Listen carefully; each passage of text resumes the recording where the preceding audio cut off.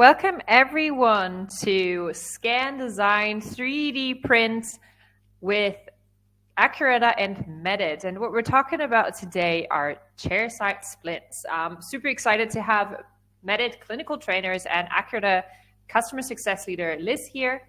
My name is Julia Kemmesies. I'm the head of marketing for Ackuretta Americas, and I'll be your host today. We really have an information-packed session waiting for us today, and so I'll just give you a brief overview of what we're covering. We'll be talking about scanning protocol using the Medit scanners for optimal results. We'll be going into Splint design processes using the Medit Clinic CAD applications, and we'll also show you the best practices on how to 3D print a Splint using the Ackuretta 3D printing solution. I can say I'm extremely happy, like from a personal point of view and also from an Ackuretta point of view, that we are working here together with Medit, because what the two companies together can provide is really a seamless, complete workflow from scanning to 3D printing. And there's nothing more important for a good 3D print than a good scan and a great design. So yeah, we're really excited to have, Emily and Kim here, and I'll be going into an introduction as to what our speaker's background is in a second. We'll also have a bundle actually available in the United States through a couple of joint distributors, Burkhardt, Cadre, and Henry Schein. That is a Medit and Ackuretta bundle, and I'll go into the details about that later before our Q&A session. So as I'm saying this, right, we will have a live Q&A session at the end, so be sure to add your questions at the bottom in the questions tab, and we'll be addressing them after. If there are too many questions, because we will have a lot of attendees today, please know that we maybe can't take all of them, but we'll definitely collect all of your questions and answer them over time. So don't worry about that. We'll make sure that everyone gets heard. So let me introduce our speakers for today's event. Emily Bradley is a clinical trainer for Medit in North America, and she's been in the dental industry for over 20 years and has years of experience in training and educating, introducing digital solutions to dental offices. With her here today is also Kimberly Munro, who is also a clinical training at Medit and has a special expertise in the Medit Clinic CAD applications that she'll be showing us later. And her background is also in the dental education and training field. So between the two of them, they have a ton of experience on how to bring digital dentistry into offices and how to make sure that their customers are really prepped and ready to be successful as soon as they have their patients in-house. And then we have here as well Elizabeth Pastrana, our customer success leader at Ackuretta, who started out as a dental assistant, but soon found her passion in learning more about digital workflows and how to help dental offices and labs to really advance to the next level using digital dentistry. With her 20 years of experience in the dental industry, Liz has really brought Ackuretta training and support also to the next level. And we're excited that she's sharing her expertise on how to get started with 3D printing here with us today. So thank you, first of all, to Emily, Kim, and Liz that you guys are here today. I really look forward to, getting to experience all that you have learned over your time. And with that, really, I would love to start out. So Emily, I have a question for you. And that question is, you have a lot of experience training dentists over the years. And I was wondering, what is your number one advice that you give to people when they, first start scanning and they have their patient waiting in the chair? So what's your number one advice for that? Right. That's a really good question. It's obviously the scanner is important. I can't emphasize that enough. Having a scanner that has, picks up good data, good accuracy, quick, that's very important for picking up a good scan. But to break it down, really, it's really important to get the patient in the correct position, get your scanner exactly where it needs to be in the laptop, and the person scanning, which is generally me when I'm doing a training, and then we hand it off to those who are being trained, making sure that we're in the correct position to actually scan them. And what I'm going to show you today is the easiest and fastest way to train somebody to scan. Now, it may be something that we go into clinics sometimes and they have another scanner and they're scanning different than this technique, and that's great. I always say, if it ain't broke, don't fix it. Let's leave it the way it is.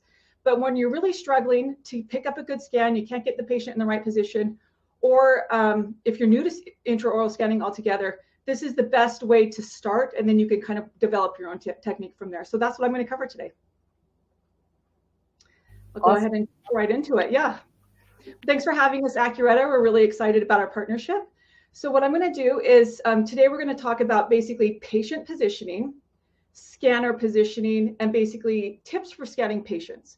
Again, the software is really easy to use within Medit. It's easy to learn and understand. But what we want to talk about is trying to eliminate those things that become issues in the future. First and foremost, we always go through this scanning checklist. Turn any external lighting off.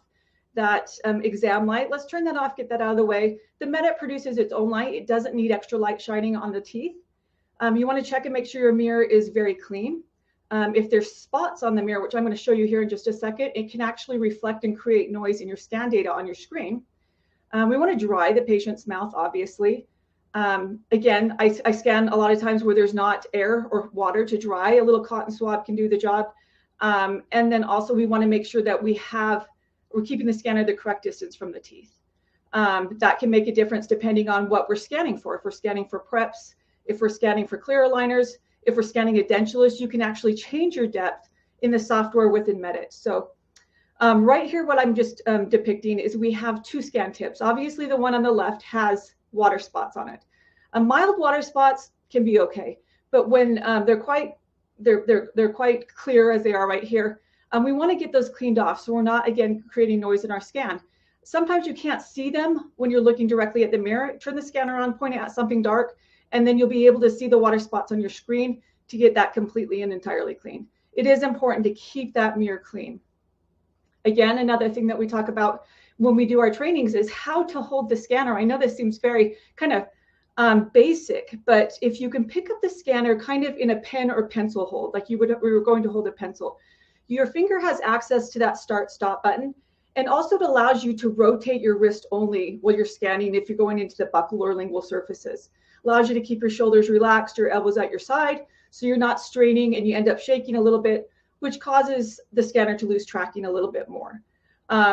This is one way that you can pick the scanner up and you won't have to change your hold of the scanner as you're scanning. I see people grab it kind of in a fist grip a lot, and they end up having to switch hands, resituate their hold on that scanner as they go.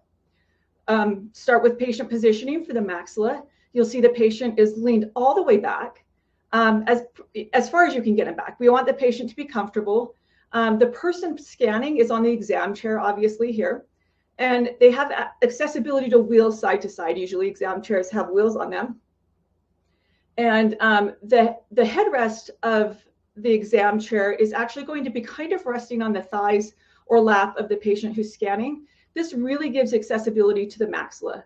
And we want to make sure that the scanner and the laptop are close enough to that patient and the person scanning, as you'll see right here, that they have accessibility to the laptop if they want to use the trimming tools. But also what's really important, and again, this is not the best depiction of it, we want to get that laptop a little closer to the patient's right arm. You'll see how the person scanning is rotating their head to look at the screen. And each time you rotate that head, you end up losing tracking a little bit. Your hands move. You may think you're holding them completely still, but they do end up moving just a little bit. Again, not perfect here. We weren't able to move that cart closer to the patient just because it was connected to some cords. But ideally, we want the person who is doing the scanning to be able to look directly at the screen without moving their head back and forth.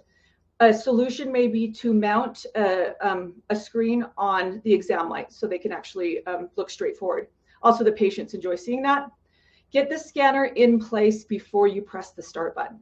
So typically I say, watch that screen. The screen tells us where we're at with our scanning, but we want to look in the mouth, get the scanner over the occlusal surface. We always start on occlusal surface, and then I press start. That gives the scanner the fastest. From there, we're not picking up data from turning on outside of the mouth, bringing it into the mouth. We start on the occlusal surface. And then from here, what I wanted to show is just, I know we're really breaking this down a lot, finger retraction, basically. So I don't like to use a retractor while I'm scanning. I like to use, I'm right-handed, so I use my left hand as the retractor. I lift the lip as we come across the anteriors and so forth. I do not like to, I try to drive home not to use your finger to move the cheek. And I'm going to show you here in just a second. You'll see right here that we have 2 fingers lifting the lip. I see people most often, they use 1 finger to kind of lift the lip right here in the middle, and it ends up tenting a little bit on the side.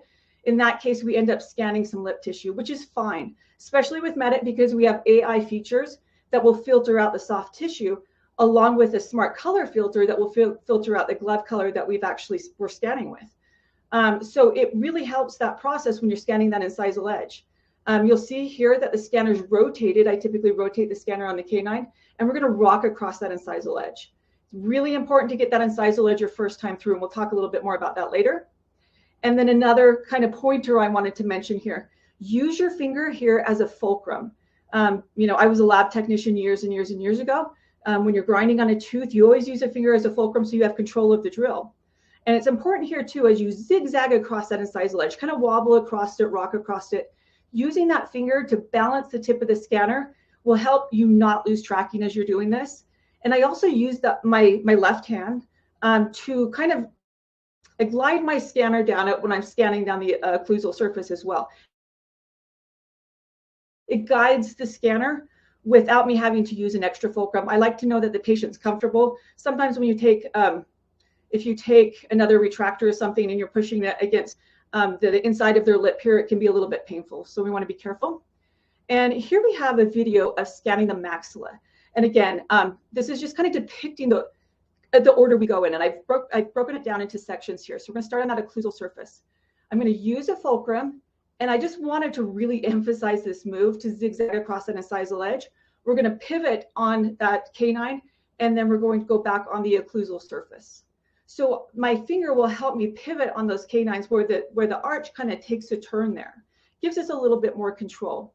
Now, what I've done is break this down into sections. So at this point in time, I would say if I was training somebody, okay, good, you can turn the scanner off, you can step away. We've established our foundation of the scan right here. Okay, once we get the foundation, we just have to put the walls on basically. So from here, what we're going to do is start again on the occlusal surface, but we're going to roll the scanner into the buccal surface. So you'll see here that I use my finger to push the scanner into the buccal surface. Again, keeping a little pressure against that cheek so we're not hurting the gums. And then right to the midline and stop. Again, those of you who are seasoned scanners, you're going to be able to keep that flow going.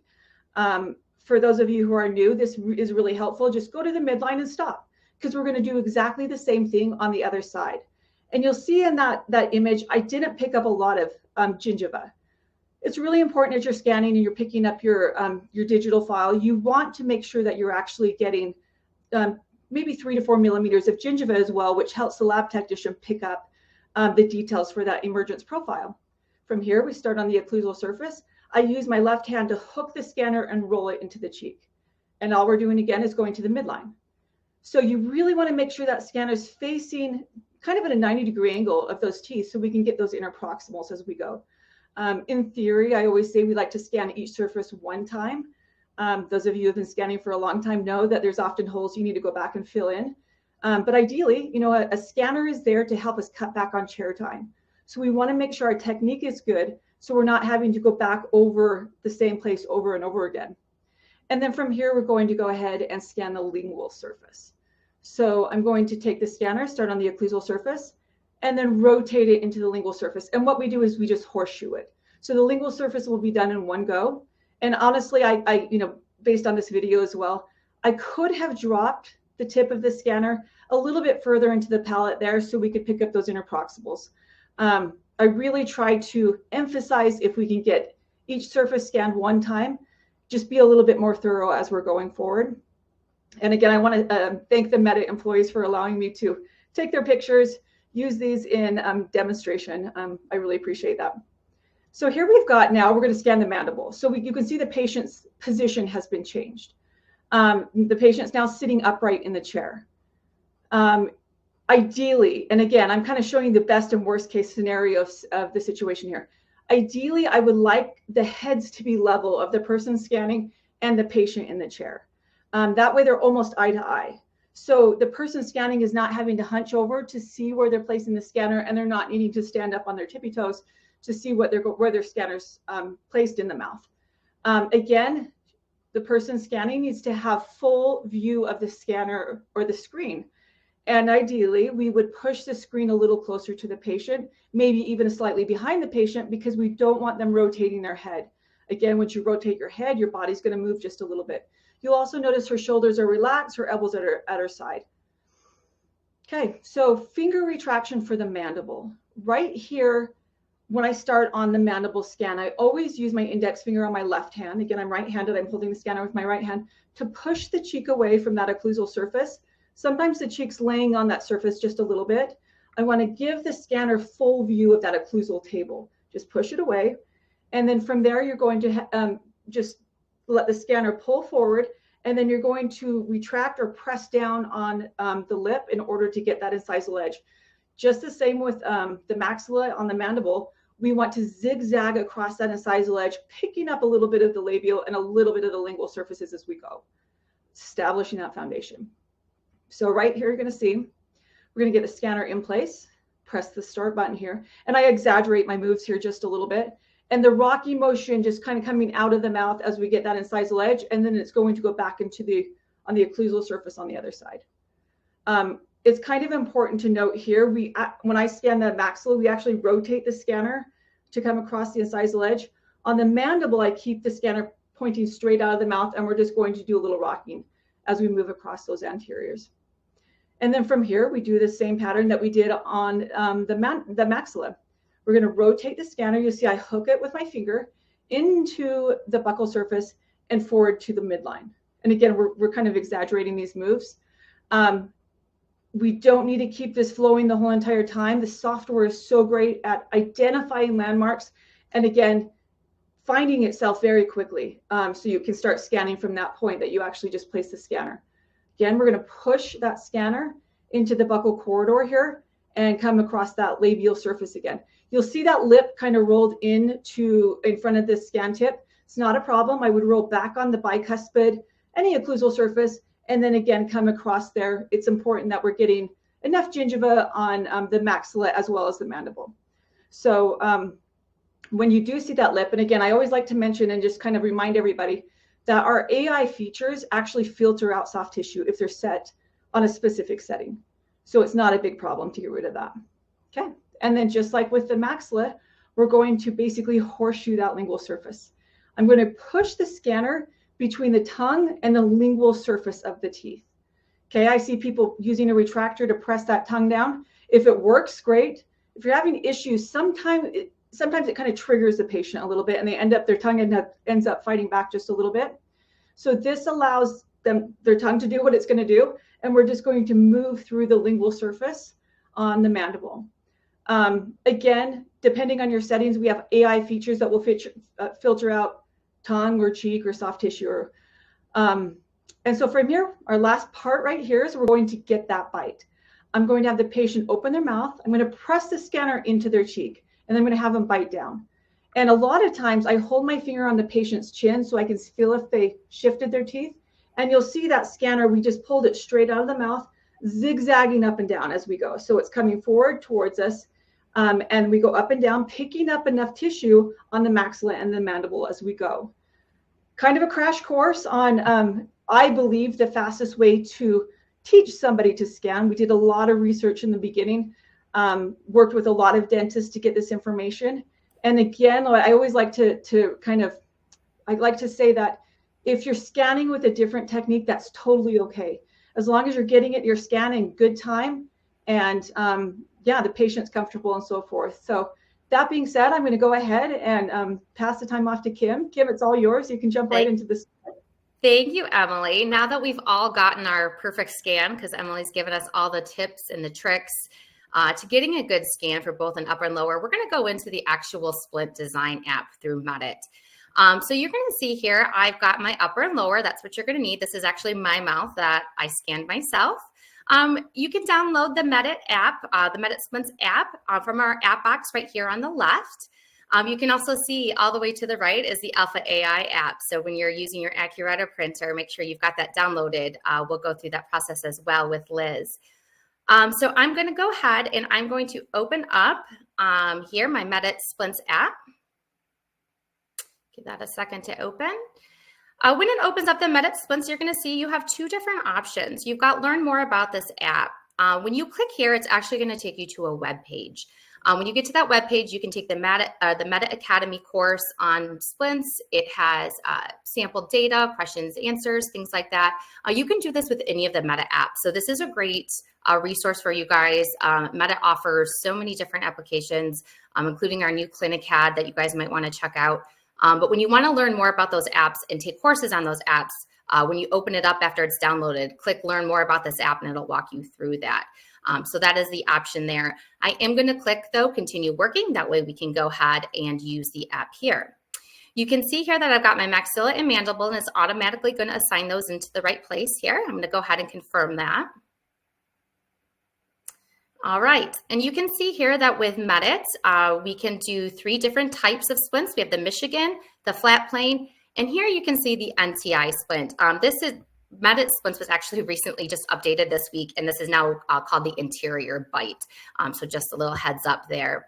You can also do your splint on the maxilla or mandible. Today, we're gonna do a maxilla Michigan splint. I'm gonna go ahead and click confirm.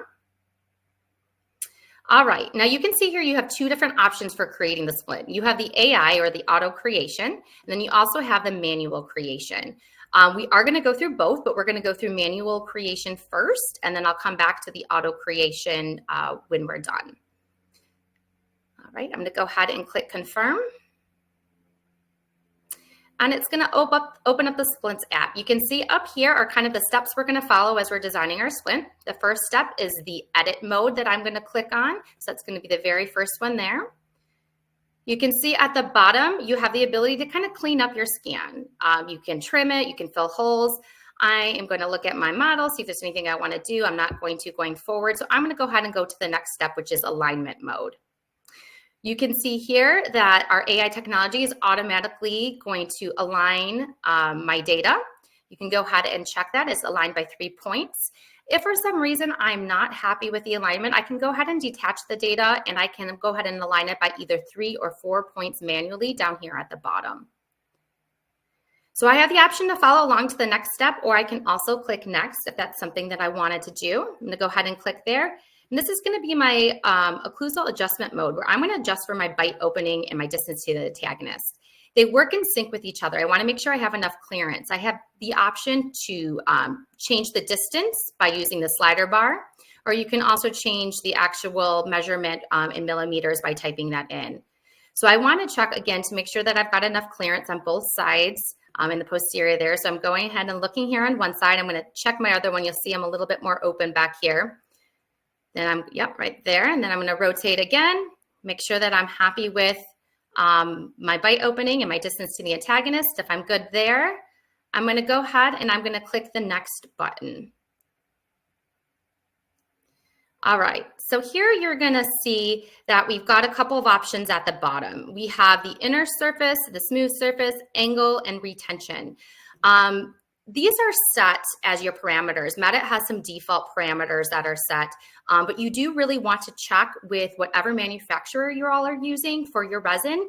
What's one thing that's great about Ackuretta is they work with so many different resins out there, so many different manufacturers. They're all going to have different parameters and different recommendations. So you want to check with them to set these parameters. Again, this is set for me. Medit has its own defaults. This is for the last splint that I printed is where these are set at. So I'm not going to touch these right now. But what I am going to do is I'm going to look at my path of insertion and check for my undercuts.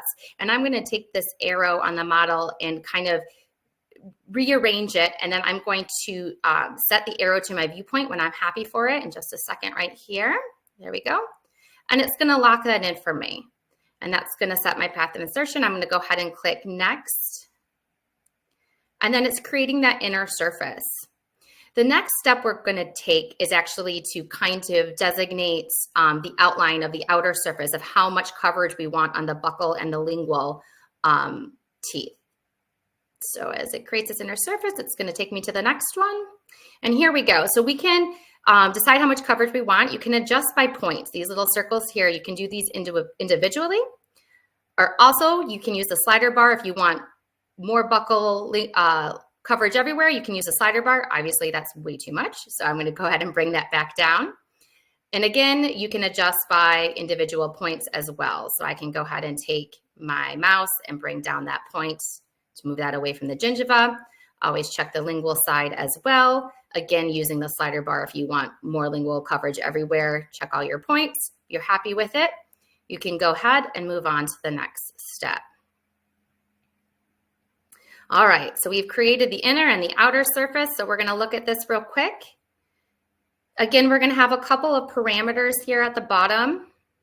As soon as this pops up, we've got our lingual and buccal thickness. It's set at 1 millimeter. Again, that's a parameter set by the resin that I'm using. They also want me to keep this as smooth as possible. So I'm just gonna check that and make sure my numbers are correct. My smooth surface and my 1 millimeter of thickness. And then I'm gonna go ahead and move on to the next step, which is probably my favorite step, which is gonna be the design phase. You can have a lot of fun in this design phase too. We've got a lot of different tools. Our sculpting tools down here, you can add material. You can, so we're adding right there. You can remove, you can smooth, and you can also morph. You can also adjust your brush strength and your brush size. You'll see as I go along here, I'm going to add some material to get these contact points on here. And I'm a little conservative.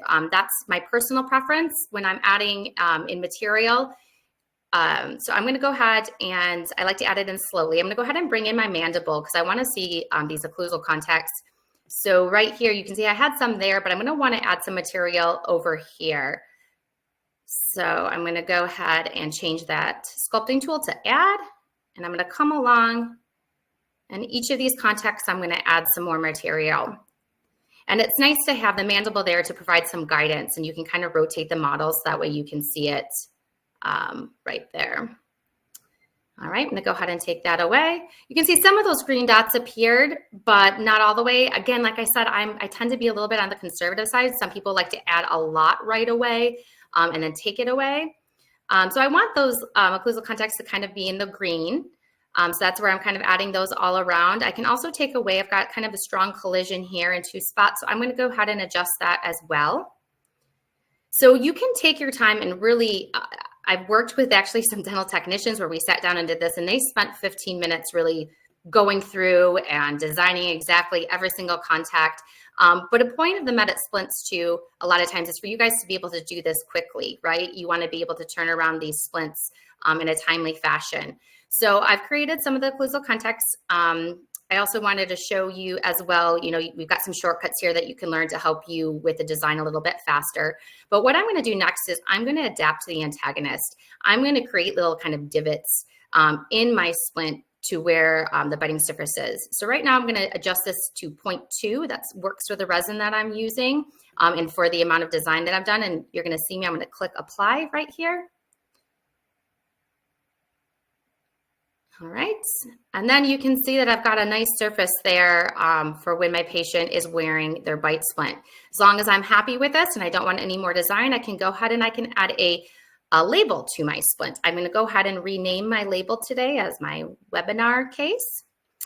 And I have the ability to move where this label is located as well. I can also change the size and the depth. I can emboss or engrave it. And I can also add additional labels if I wanted. I'm gonna go ahead and click next, and it's gonna complete my splint here. Go ahead and rename that so it's different in my case box. And click save. So now it's gonna take me back to my Medit Link account here. It's gonna close out. I'm gonna go ahead and hide my original maxilla and mandible. You can see there we've got our splint, and if I'm ready and super happy with this, I'm gonna go ahead and click my Alpha AI integration right here and send it to my printer. But first, before we actually do that, I'm going to show you how the AI works. So I'm going to go ahead and click Medit Splints again. It's going to open back up. I'm going to continue working. I'm going to push cancel out of this because that's my last case I just did. And again, it's going to automatically assign my data. I do have the option to import files too if I wanted. And we're going to go ahead and click the same kind of same kind of splint.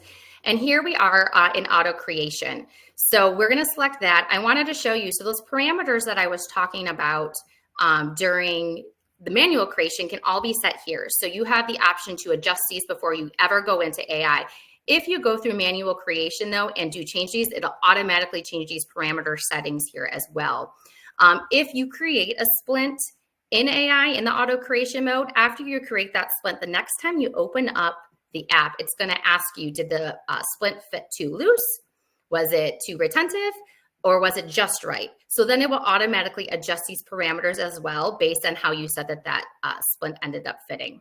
So I'm not going to change any of my parameters here. They're going to be the same as the last time. I'm going to go ahead and click confirm. I'm going to click auto creation.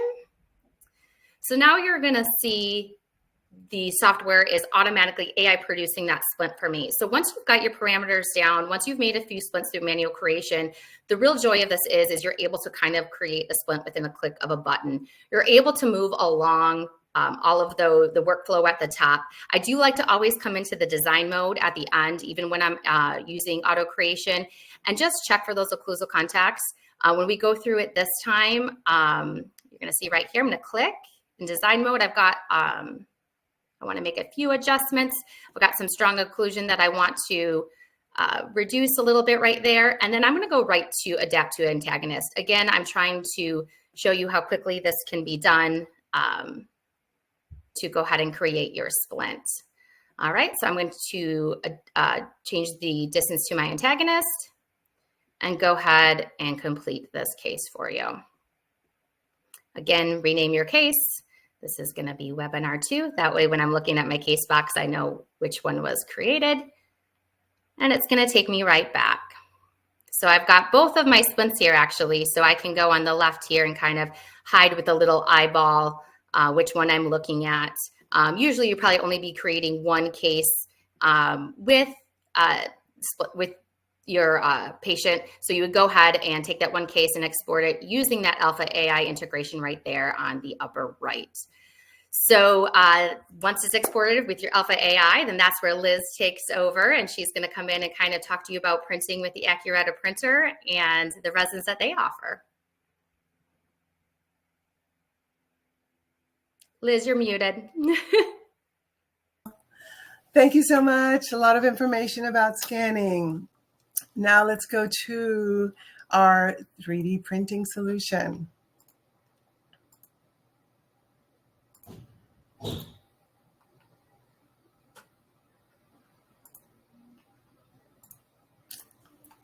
Okay, so with Ackuretta, as you can see on the screen, you see our 3D printing solution everywhere, from our Alpha AI software to our resins, to our 3D printer, our SOL, our post-processing CLEANI, and our CURIE Plus. Our goal, again, is to deliver all of our customers an easy workflow. We have an extensive library of multiple validated resins that have been tested and calibrated for the use of our system. Our Alpha AI software, and actually our entire workflow, is very user-friendly. Everything is communicating, all of the information is passed from one, I would say, from the software to the printer, from the printer to the curing unit. Very easy workflow. Again, making this very easy for our practices to be able to incorporate this in their everyday workflow, making it very efficient and seamless. When we talk about resins, of course, we have multiple resins that have been validated and tested, like I mentioned before, to be used with our SOL 3D printer. Today, we're going to focus on, I would say our most popular one is going to be the KeySplint soft resin. So one important thing when we're talking about 3D printing is all of the resins that are available have a uniqueness, I would say. And we emphasize to all of our customers to, if they're going to be using a specific resin, to actually, download the information for use so that they know exactly how to handle the resin, what are the requirements, what is the temperature requirement. So when we talk about the KeySplint Soft Clear, again, following the manufacturer's recommendation, definitely, we are going to make sure that when we are handling the resins, of course, proper PPE, right? Wearing gloves, protective wear if you're going to be in an environment that you might think that something might splash onto your clothes. Eyewear, mask if the resins have sometimes, specific smell. You want to make sure, if you're sensitive to that, to wear your protective, I would say eyewear and clothes and gloves and things like that.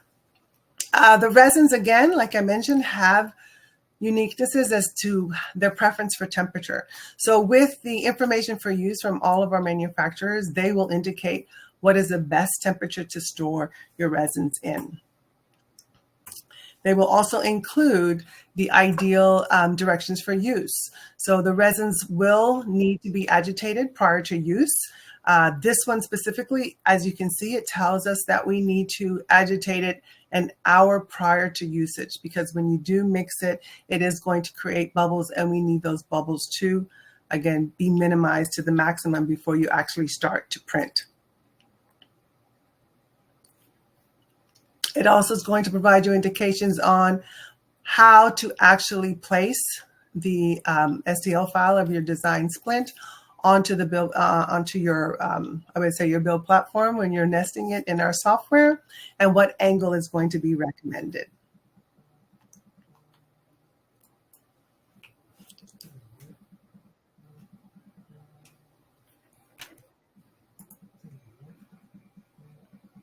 So right now we are in the Alpha AI software. We are going to set up our case. So we're going to make sure that we select the correct build platform, the resin manufacturer, and the resin type. We will then access our STL file of our design. Like Kimberly mentioned, Medit has a direct link. You will just select the splint that you had designed, and it'll automatically bring it into Alpha AI. Here, the user is using our Alpha AI Premium. This is going to provide our users a one-click, easy way to orient their application that has been designed, provide the supports that are required using the manufacturer's recommendation for the particular resin that we selected. So again, no guesswork. We can just go ahead and slice it, prepare it for printing, and send it to our printer.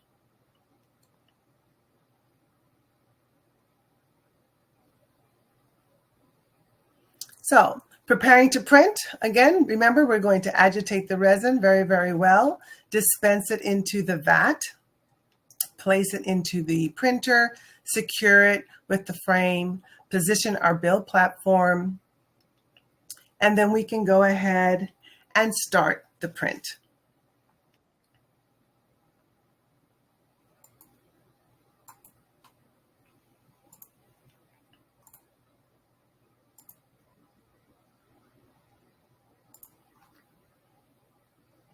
So once we have completed our print, we're going to go into our post-processing. So again, following the recommendation. We don't see your presentation. Sorry. Oh. You didn't share yet. There we go. Sorry about that.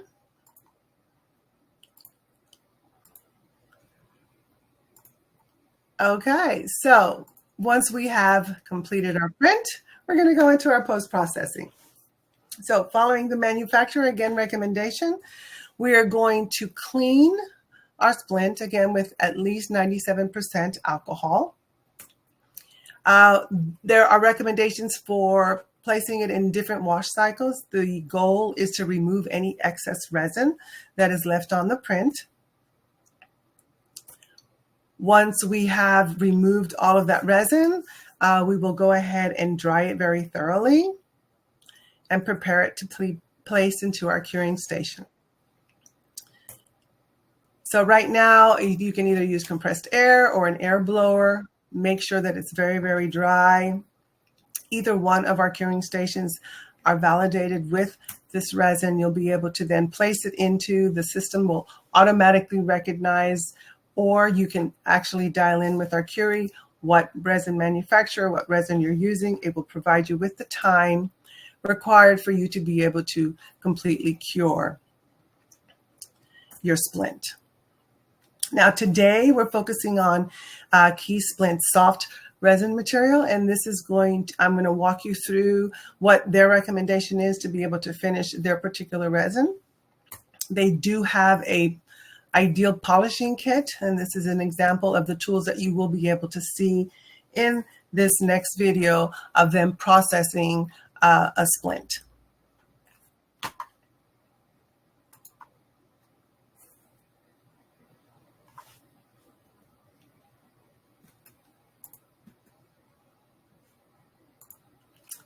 So as you can see, one of the first things that you will need to do is you're going to need to remove any remnants of the sprues. Soften and again, smooth any surfaces of your splint and prepare it for actually the polishing step. So in the lab scenario, they're using pumice and their cloth wheel, their rag wheel. They'll do step 1, run that through, make sure it's very, very clean.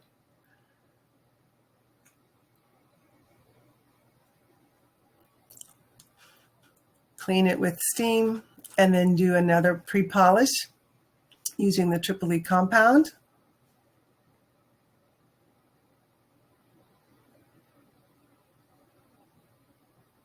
Cleaning it again very thoroughly, and then finally with the high shine polish.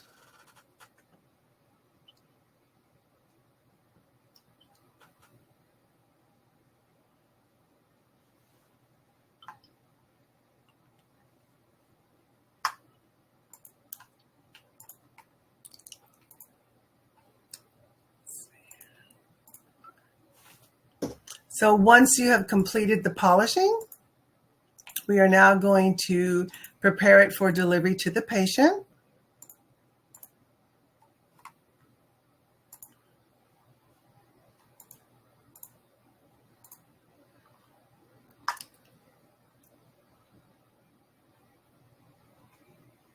We'll go ahead and take the splint, seat it.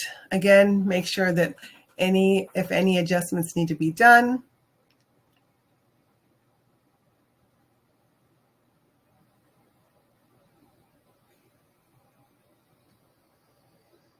And confirm it's good to be delivered.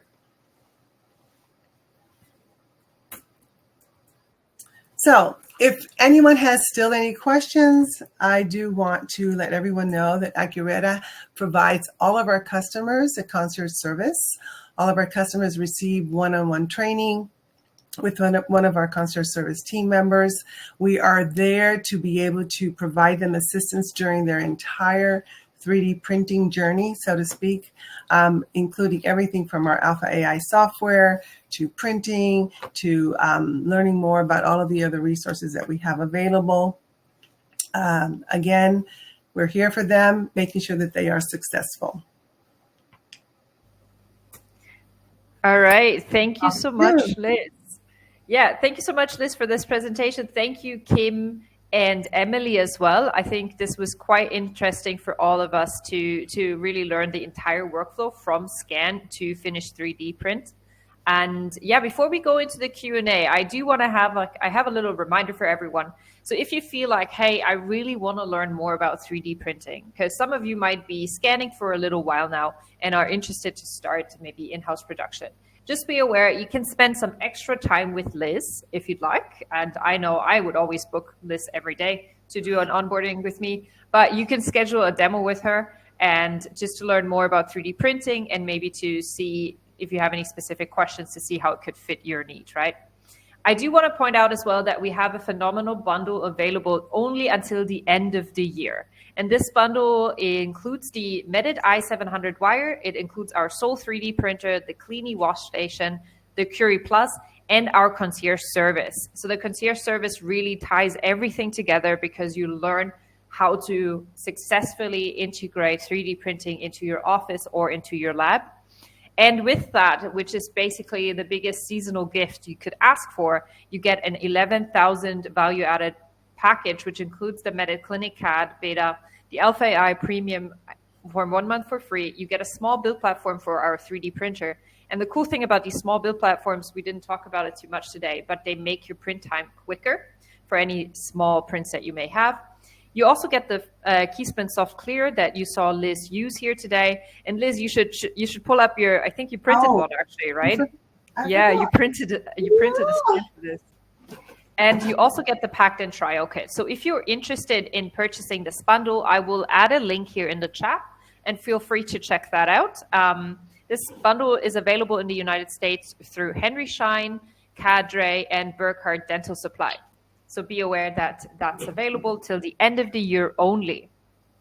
We also, if you're already scanning successfully and you're ready to go into 3D printing, we have an Ackuretta 3D printing solution bundle available only till the end of the year. I want to say that for 10 to 40, which also includes the LFAI for 1 month for 3, the small build platform, 500 gram of KeySplint soft clear, and the packed and trial kit.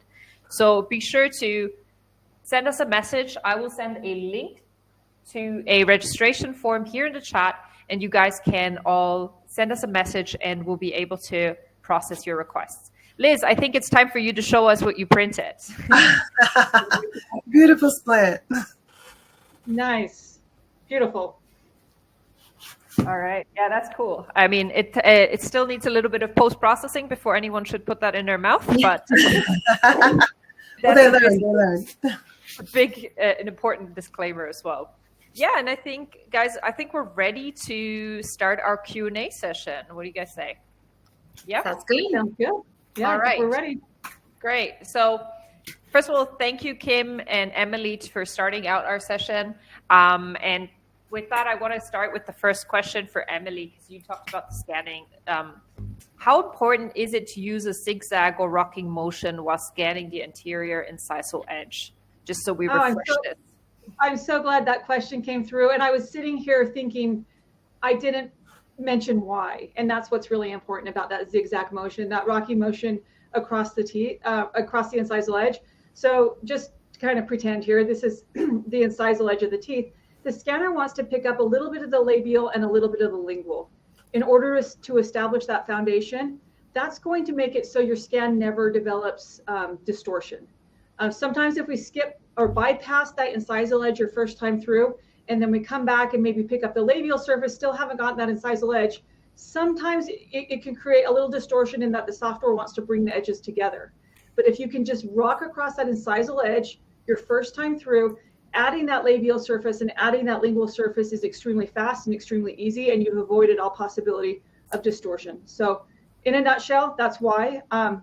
And again, what I really quickly wanted to mention is we do offer on-site courses.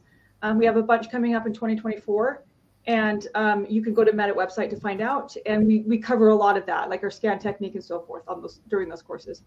That's awesome. That's good to know, because I think nothing's better than actual hands-on course, right? Absolutely. Yeah, for sure.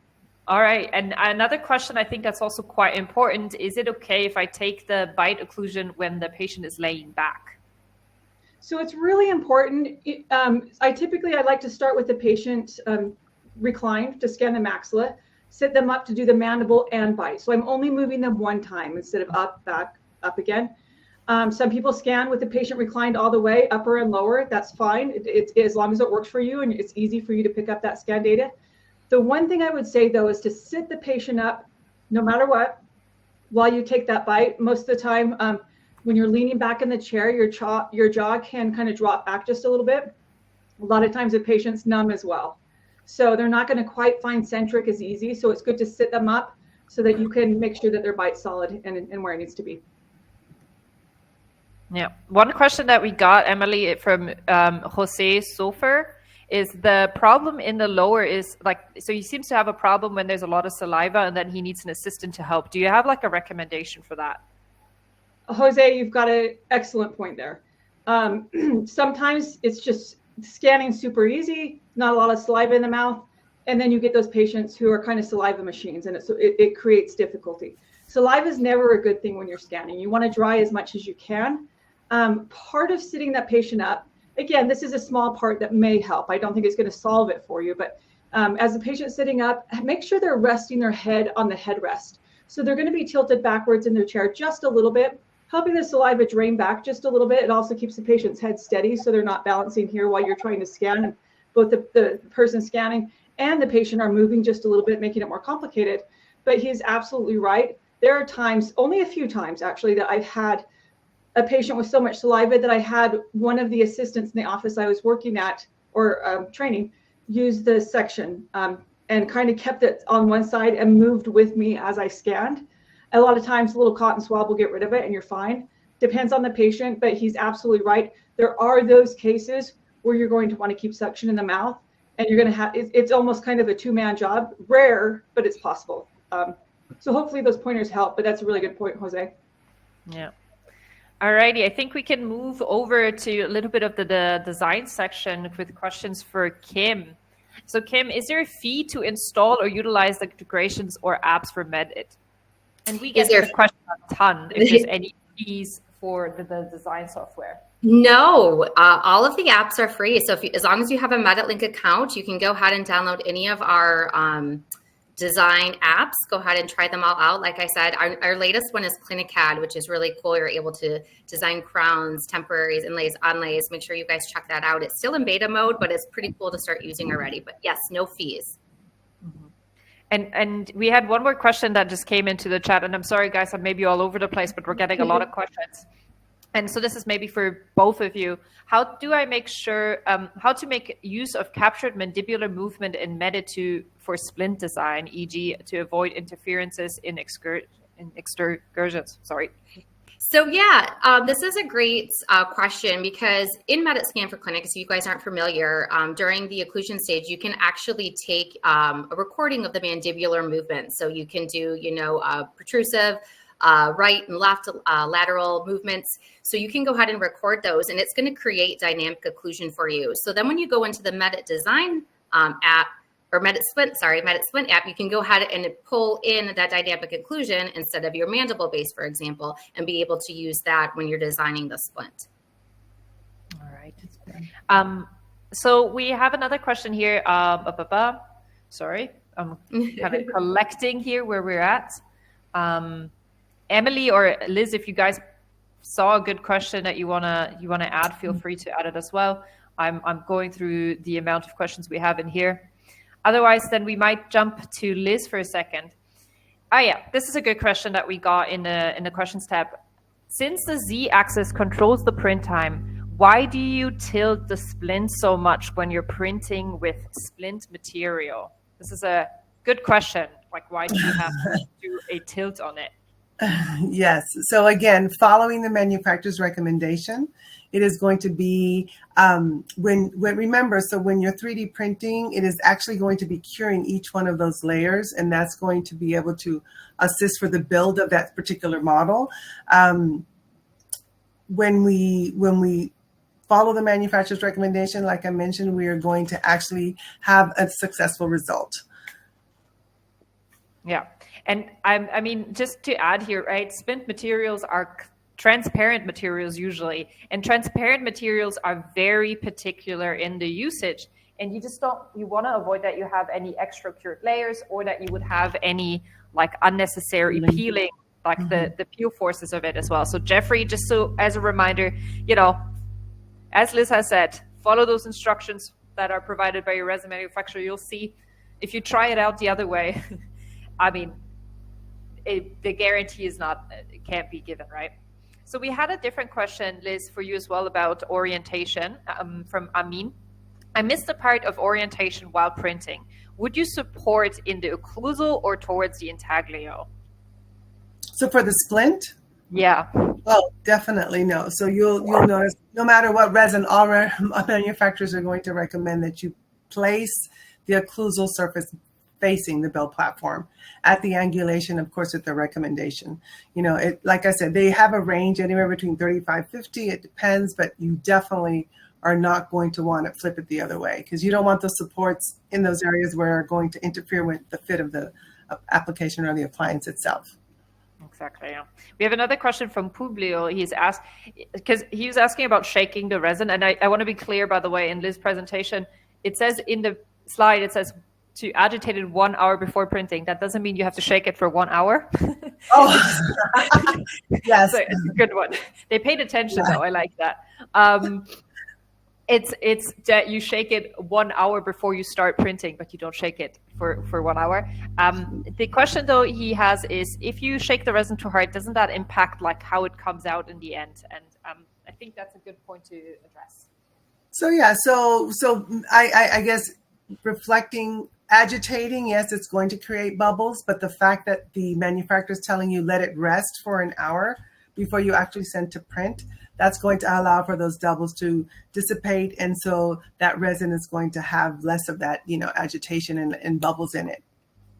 That's important because you may mix it and go, I'm in a hurry, let me start printing. And then your print is not successful, that's, I guess, one of the first things that we'll look at. What resin were you using? Were you following the manufacturer's recommendation? Did you wait the time to be able to send it to print? Yeah. So Emily, we had one more question for you. Emily, you stated that we do not have the scanner continuously running. However, I have noticed that when I pause the scanner and start it again at the same point, the 2 points are not seamless. And can you tell me the portion, and you can tell me that the portion was scanned twice. Any tips on how to prevent this? Yeah, I saw that one come through, Nicole. I feel your pain. I understand it. When you're trying to get that scan, you can scan in a continuous motion. Particularly nowadays, I do. I'll start on the occlusal, incisal edge occlusal, and then go to the buccal and kind of rotate, as I get to the incisals into the lingual, almost like a figure eight, just so I can keep flowing the whole time. I want to do it quick, as fast as I can. I absolutely hear what you're saying. My suggestion would be, I'm not sure where you're seeing kind of like, it sounds like there's almost distortion or an overlap. If it's happening close to your incisal edge, it's because of a lack of that rocking. And again, you can start and stop the scanner as much as you need to. What I would say is make sure when you start your scan, you're going to get the occlusal table of that tooth right in the middle of the square on the screen. So there's a square, it's green when it's picking up data. It goes red if it's lost or it doesn't quite know where it is in relation to the data that it's already picked up.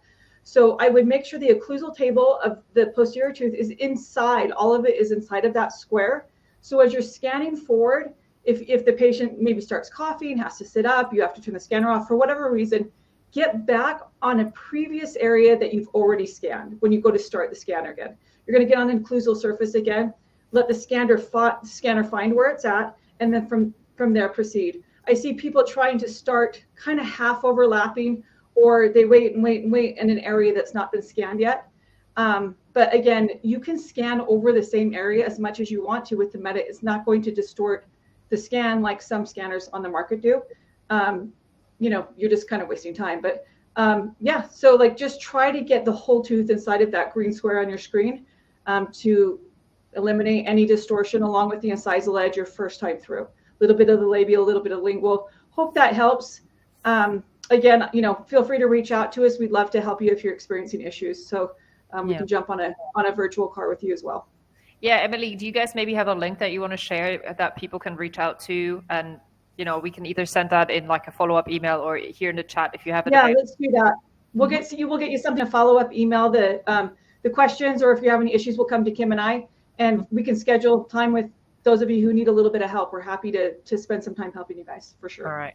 So one question that we still had for 3D printing is, what is a good resin to do splint resins printing with? And Liz showed a slide about this, and there are a couple of amazing splint resins available on the Ackuretta system. Liz, I'll let you give the recommendation because you use these every day. Yeah, so ease of use is going to be, I would say, the first consideration. And there, as individual, I would say, as people are. We are all people, and resins are all resins, but you get along with some better than others, right? So I would, I like to associate it with that. Some of them are more sensitive to temperature. Some of them are not. Some of them don't have that requirement where you have to wait an hour, or a time before you actually begin to use it. So you'll find a resin, again, since we have such an extensive library that is going to fit your need and fit your final expectation for delivering to the patient. Again, they're all excellent. That is going to be best for you. Yeah. We had one more question. I think we can answer that real quick before we wrap up here. Victor just asked, can I use the Medit Splint software if I have a scanner from like another scanner? And the answer is yes. I mean, I'm Ackuretta, but I can answer this. So I'll let you take it. Yeah. Yep. Yes, of course. You can import. Even I showed it very briefly. So if you go back when you're looking at your Mandible and Maxilla, when it's assigning the data, you can import other files. Any STL will work just fine. Yeah. So Victor and everyone in this call, guys, if you don't have a Medit scanner, first of all, get a Medit scanner. But second of all, you can all actually check out the free software that they provide. And it's really cool to be able to just go in and play with that before you're even starting to print yourself. So I really recommend that to anyone. I know Liz actually uses the software a ton in her own workflows. So Okay, Penny, I'm sorry, Penny, I didn't want to skip your question. Our office doesn't have windows for ventilation. What type of ventilation do we need for printing? So it is recommended that you have some type of window, fan, or something. Just know that the dental resins don't have any particularly strong fumes, but you should still be able to open a window or a door to get the ventilation in. Liz, anything you want to add to that? No, and again, definitely, I mean, wear, mask or something like that if they're sensitive to it. But what kind of mask would you recommend? It's blowing. I'm sorry? What kind of mask would you recommend? I mean, any type of mask that has some type of filtering system if they feel like it's too strong.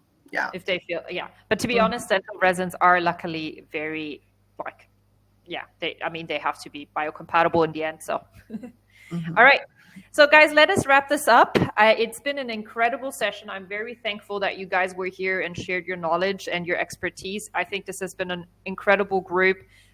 Thank you so much for all of the people in the audience. Guys, if you haven't gotten a Medit scanner and you haven't gotten an Ackuretta system, then today's the day, because believe me, you want to be able to get this by the end of the year. Don't wait till January.